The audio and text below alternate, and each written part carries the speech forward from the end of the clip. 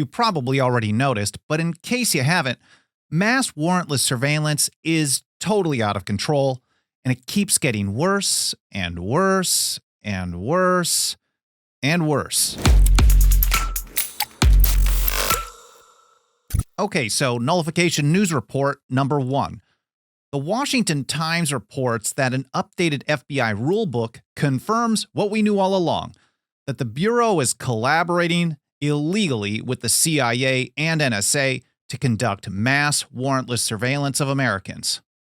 And I'm sure you won't be surprised to know that this is being done without probable cause, as required by the Fourth Amendment. Andrew Napolitano writes that the CIA charter prohibits its employees from engaging in domestic surveillance. Yet, we know the CIA is present physically or virtually in all 50 U.S. state houses. What a surprise, right? But wait, there's more. Napolitano continues, the NSA is required to go to the FISA court when it wants to spy. We know that this, too, is a charade, as the NSA regularly captures every keystroke triggered on every mobile device and every desktop computer in the U.S. 24/7 without warrants, as required by the Fourth Amendment. But wait, there's still more. Through fusion centers and something called ISE, or Information Sharing Environment, even what you might think is just the most local illegal surveillance gets shared with hundreds of agencies, state, local, and federal, and then becomes part of a national surveillance state. That's why it's so important to clearly restrict the states so we can also simultaneously chip away at the feds.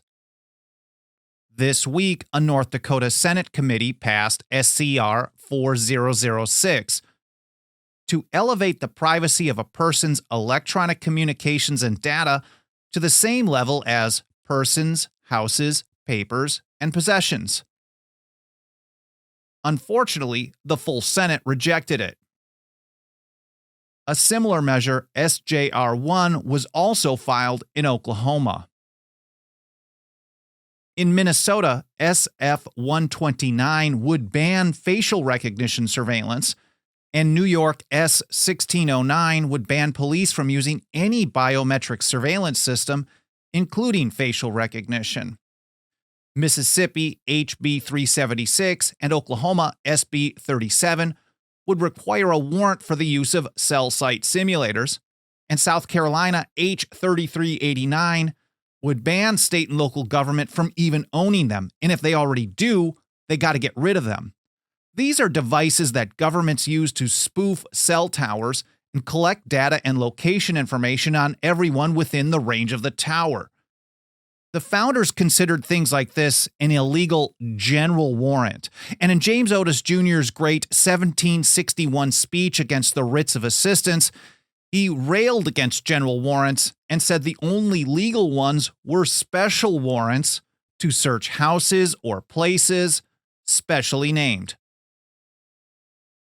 And as I covered in some detail on Wednesday's Path to Liberty podcast, the real American Revolution started with this great speech by James Otis Jr. against the writs of assistance. As John Adams put it, then and there was the first scene of the first act of opposition to the arbitrary claims of Great Britain. Then and there the child independence was born. Nothing helps us reach and teach more and more people about these foundational principles more than the financial faith and support of our members. Over at 10thamendmentcenter.com/members, you can join us for as little as $2 a month and help us take a stand for the Constitution and liberty, whether the government likes it or not. So a big thanks goes out to you through the TAC membership program for sponsoring this episode of Nullification Movement News. All right, welcome back. So last up for today is Nullification News Report number 2. A couple weeks ago here at NMN, I reported on a number of states with legislation to restrict no-knock warrants.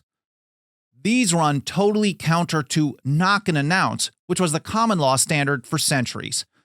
And just this week, Radley Balco, who does some of the best work on police state issues, has a new report called No Knocking in North Carolina. He writes, "We now have documentation that after the 2006 Hudson v. Michigan case, many police agencies just flagrantly dispensed with the knock and announce rule entirely." He also points out that police agencies in Little Rock, Myrtle Beach, South Carolina, and Louisville have routinely violated the rule for years. And even in places that ban the practice, we have to be really cautious of legal loopholes that could allow quick knock raids instead. Balco says there is no practical or legal difference between a no-knock raid and a quick knock raid. The whole reason for knock and announce is to give people the time to answer the door peacefully and avoid violence. But as Balco notes, if police announce themselves just as, or just a few seconds before they batter down the door, the occupants aren't given that opportunity. According to his latest report, these quick knock raids are quickly becoming widespread in North Carolina, and I wouldn't be surprised to learn that they've become widespread pretty much everywhere. Balco points out that both state and federal courts have totally failed to stop this practice, and I think the lesson should be clear. If we rely solely on government to limit its own power, we shouldn't be surprised when that power grows and grows and grows, no matter which team is in charge.